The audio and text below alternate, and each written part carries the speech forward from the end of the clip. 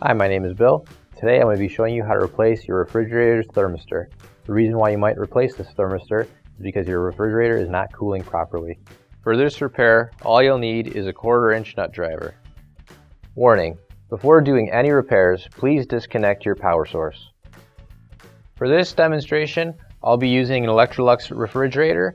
This is a side-by-side fridge. Keep in mind though that your fridge may be a little bit different, but the same technique should still apply. So to get to our thermistor, we're going to go into the fridge section right here, and it's going to be right behind that little piece of plastic in the back. So to get to that, first I want to take these shelves out just to get them out of our way so we have a little bit of an easier time getting that out. Now we're going to take our 1/4-inch nut driver and remove the screw that's holding this piece of plastic on. Loosened up all the way. You can grab onto the plastic and pull it right out. It's going to be a little bit difficult to get out just because it's also clipped into the back with some plastic clips, but just by pulling it out you can get that. And then we can set that to the side. And this is our thermistor right here, and all we need to do to take it out is unclip it. Now you can get your OEM replacement thermistor. If you don't have one already, you can find one on our online store. So now we're going to take our new thermistor, and we're just going to plug that right back in, just like that.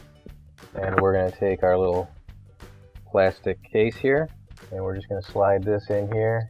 And what you can do to make this easier is there's a little spot where the thermistor will fit right in perfectly to that, and you can clip it right into there.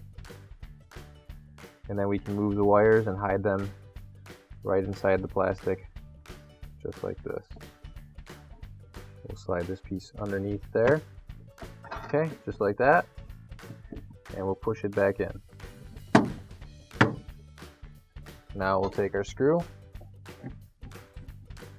And once that's tightened up, we can replace our shelving. Make sure that's locked down nice and secure.